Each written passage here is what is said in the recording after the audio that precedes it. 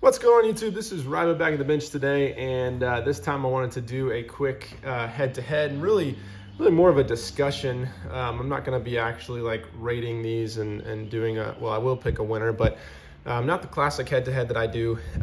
But really, this is a head-to-head on the classic SKX versus the new 5KX. And so for my example, I happen to own both of these. So this is the kind of classic Orange Boy 011 Orange Crush. I've heard a lot of different things. And then this is the, I don't remember the model number, but it's the one that's supposed to look like the 011. I'll pull the model number and all that in the video title and whatnot, but it's really just the SKX versus the 5KX. So as you're probably well aware, the SKX is discontinued. That news kind of slowly leaked out. I know I had heard that from someone who was a Seiko authorized dealer, and they were at one point a couple years ago not allowed to reorder any SKXs. And then I started hearing it kind of more in the industry and people talking about how they'd been discontinued. So, I mean, it was really a rumor for a long time. I don't even know if Seiko ever has officially confirmed it, but they are discontinued. And then very soon after that happened, they released the 5KX. And so I'll monologue for just a second, and really, well, I guess my whole channel is just me monologuing, but I'll go down a little rabbit trail. So I view the 6309 and kind of that generation of, you know, the classic turtles and whatnot as being kind of the first cult classic Seiko dive watch. You have a lot of guys who were born into the Seiko watch group during that time and loved those watches for many reasons: their durabilities, the dependable movements, etc., etc.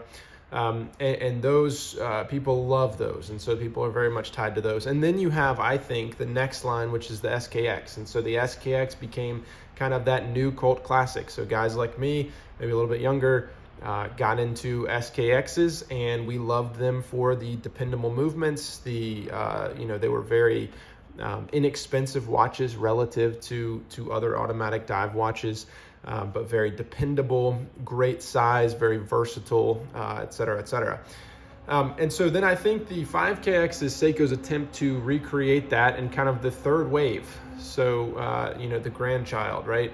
And so I'll talk about, you know, whether or not I think that they've hit that or not. And of course I won't know, because I think the older generation or the older group always kind of disparages the newer up and comer, and this will probably be no different for me. But time will tell. But I think that's what they're going for. They have released this in a lot more options in terms of colors and dial configurations and all that.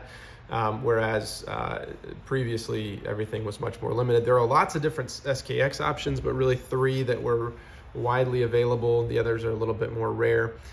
But yeah, anyway, okay, so let's see. Let's go ahead and go over the classic SKX really quick. So 7S26 movement. This is 200 meters water resistant. This does not have hacking or hand winding in the 7S26. 120 click unidirectional bezel, no drilled lugs, screw down crown. You have that closed case back with the classic Seiko wave right there. And that's kind of, yeah, that's kind of a quick overview. Obviously on the 011 here, you have that that very interesting kind of gilting, both in the hands and on the bezel markers. And then on the 5KX, you have a couple things different. So first of all, no classic Seiko wave. So instead you have this display case back. And really, if you think about the 5KX as being a combination of Seiko 5 watches and the SKX, that kind of makes sense, because a lot of the Seiko 5, or all of the Seiko 5, since it was one of the 5 qualifications, had the display case back. So they've replaced the classic wave with the display case back. They have also given you drilled lugs, which for SKX fans, that is amazing. Something that everyone's talked about for a long time. I actually prefer drilled lugs to a hacking and hand winding movement. That's just me. And then they've taken away the bezel ticks for everything except for 0 to 20, which is kind of interesting. You can see that it is also, there's no 200 meters water resistant there. That's because this is a 100-meter water resistant, which is kind of interesting. So for a dive watch, that's a little bit shallow. But that you can also see, I think, that this is not a screw down crown. So, you know, the SKX, the 6309, and those watches all had screw down crowns. This is not. You just pop this crown out to set the watch, and so that's why you have half the water resistance there. Some other changes, you'll notice that the dial is pretty interesting there. So it's kind of this sunburst orange dial, whereas on the SKX you have the very, very flat dial. I think I talked about this in some of my older videos. And I think all of the, or most of the new 5KXs have some kind of sunbursty dial like that. So much more polished and whatnot. So those are the differences. I can't remember if I mentioned this is, I think, the 4R36 movement, as opposed to the 7S26. I think it's on there. Yeah, 4R36. So you can see that. So yeah, I think those are the differences. You have also, I guess, a slight difference. Obviously, this is not the stock bracelet. This is an Uncle Seiko custom curved Tropic. But the 5KXs typically come either on a bracelet like this, or they come, I think there are some that come on some type of Seiko strap, which I think it's like either a canvas or a NATO or something like that. It's not a very nice Seiko strap. These, I think the 011s, I think, would come on Seiko's rubber dive strap, which is not a great rubber dive strap. And then the other SKXs you could also get with the Jubilee bracelet, which I actually love. I think the stock Jubilee is fantastic, even though it gets a lot of hate. But anyway, so those are kind of the differences in these two watches. I've kind of called this video, you know, you versus the watch she told you not to worry about. And I guess you're maybe wondering, maybe you figured out which one I'm talking about. I'm really disappointed in the 5KX for a couple reasons, and I think all of them have to do with its comparison to the SKX. I think if you were to just release this watch without discontinuing this, or really if they were to not have design similarities, I would be totally happy with it. I mean, it's a very affordable watch that offers you a lot, but when you compare it against this, and this is just me being kind of a homer and me being just really tied to the SKX and super loyal to it, it doesn't have that, it doesn't have the it factor to me for a couple reasons. I've tried to think through, like, what is it about this watch, which, like, on paper is great, you know, honestly, like, in the hand, it's high quality, it's fine, it's great. But what is it about this that just doesn't do it for me? And me trying to think through, like, is this going to become the next cult classic? I don't think it is. I could totally be wrong, but I don't think it is for a couple reasons. So first of all, and this is a really simple thing, but that Seiko Wave case back, that stamped case back right there, is just so classic to Seiko. There is so much that is built around this Japanese Seiko Wave thing. You have just so much of this watch culture tied up in this wave, and Seiko is a huge part of that.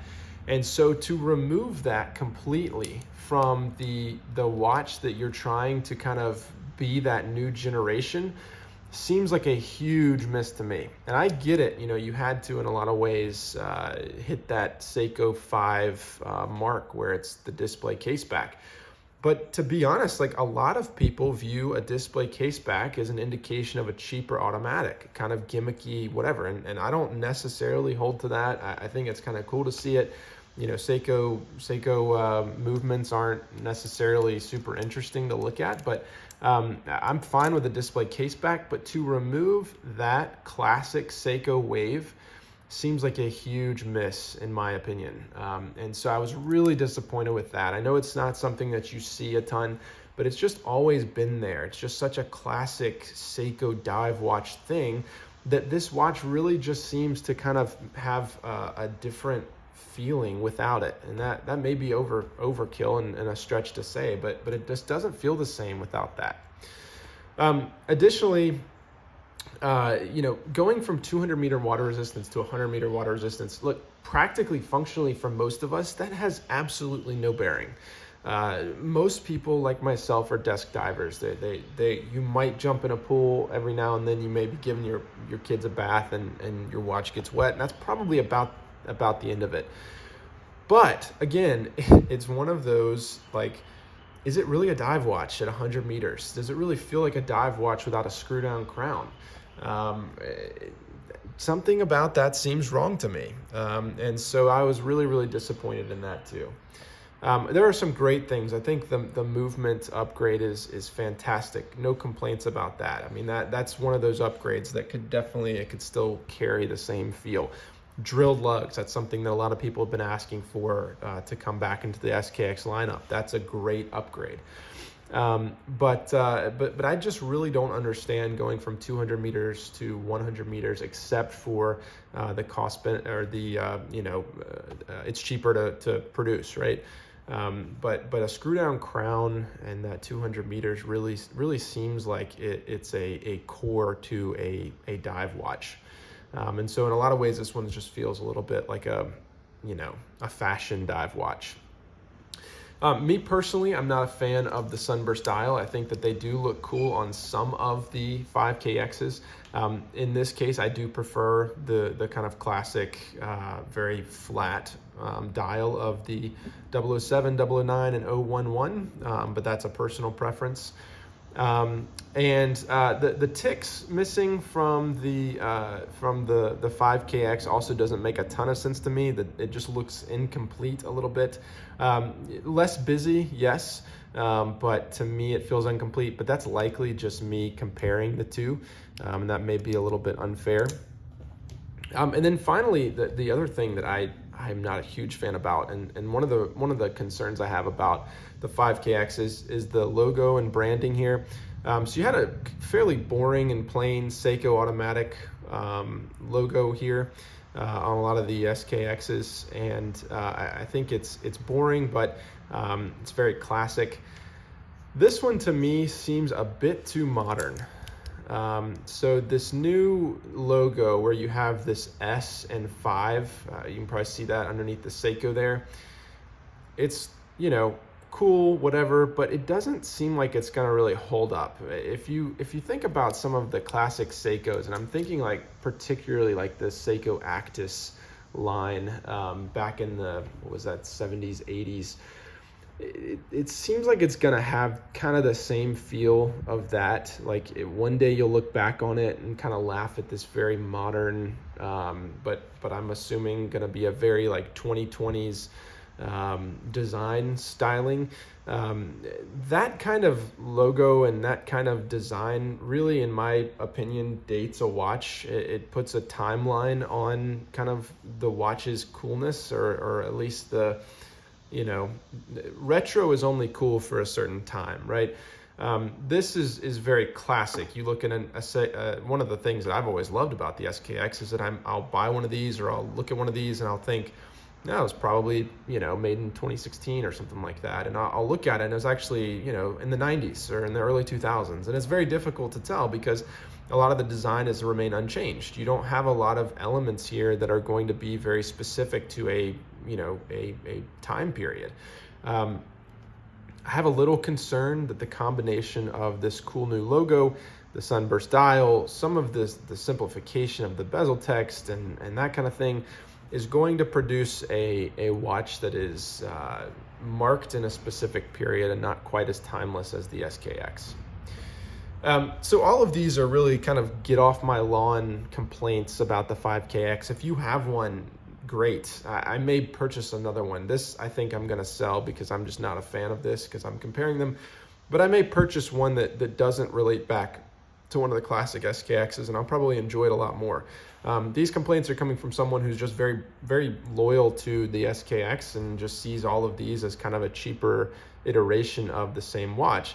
And I don't think that that's necessarily fair. So I think this is a great watch. This will serve you very well. I'm just not a fan, at least in comparison to the SKX. I think it is a degradation. I think it's a great improvement in some of the functional areas of the watch. Don't get me wrong, you know, the movement, the drilled lugs and some of that stuff.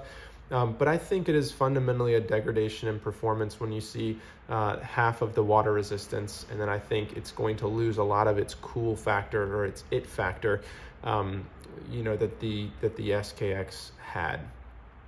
All right, so enough of me ranting and raving and my grandpa speeches. Feel free to drop a comment below if you disagree with me. I'm sure that I'll get plenty of those. But tell me how you've been liking your 5KX, or if you're sticking with the classic SKX. I know for myself, the 007, 009, and 011 are on the weekly rotation. I usually have all three of those on the wrist in a given week at least once, and none of that will be changing. So hope you've enjoyed this little rant, and I will see you next time.